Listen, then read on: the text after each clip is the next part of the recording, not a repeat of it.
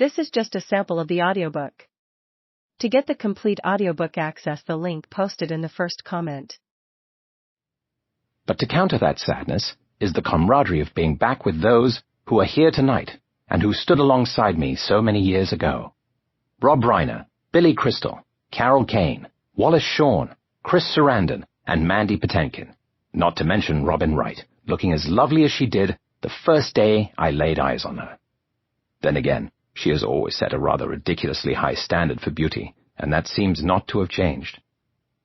The only ones who couldn't make it were Christopher Guest and Fred Savage, who unfortunately were busy working on other projects.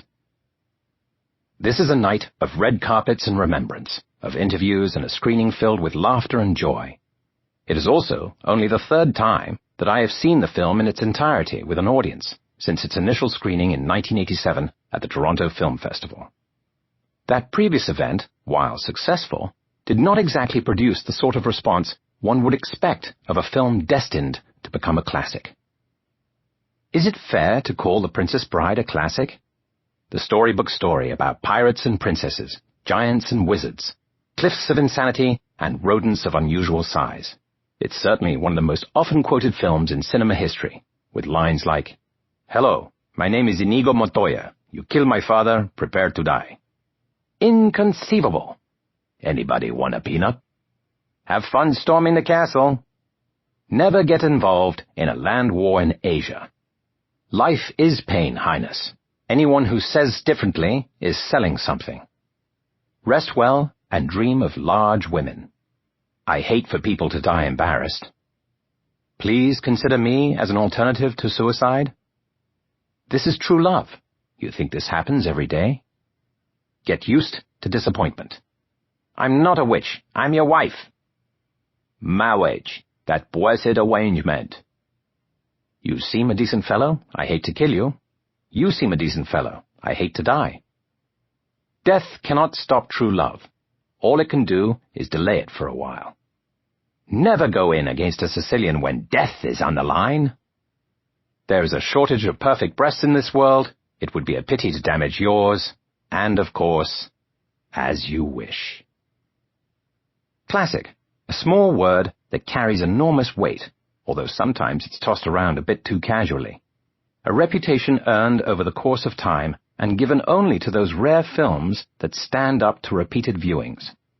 That being said, The Princess Bride has aged remarkably well. I think this is in part because of the quality of the writing, the directing, and the wonderful ensemble of actors I had the sheer pleasure of working with. Even though it is the fans who have truly kept the memory of the movie alive, each of us in the cast has remembrances of making the film, things that have stayed with us over the years. All of us have stories about encounters or moments, like being approached and asked to recite a favorite Princess Bride line. Mandy swears that barely a day goes by that he isn't asked by someone somewhere to recite Inigo Montoya's most famous words, in which he vows vengeance on behalf of his father. And I never let them down, he says. I read somewhere recently that a passenger on a plane was asked to leave the flight as his Montoya t-shirt bearing that infamous line frightened one of the passengers who had never seen the movie. After it was explained to them, apparently the t-shirted passenger was allowed to stay on the aircraft. Mandy himself has a long and impressive resume. The man has won a Tony, an Emmy, and countless other honors.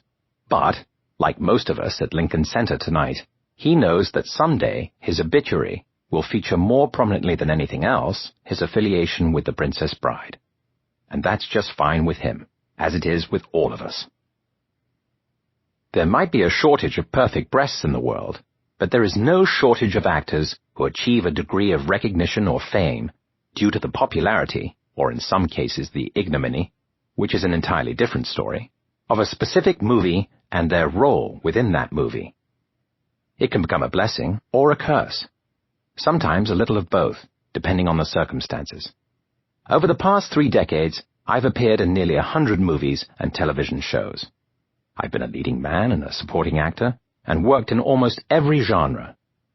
But whatever else I've done, or whatever else I might do, The Princess Bride will always be the work with which I am most closely associated. And Westley, with his wisp of a mustache and ponytail, the character with whom I will be forever linked. Not glory, which earned higher critical praise upon release.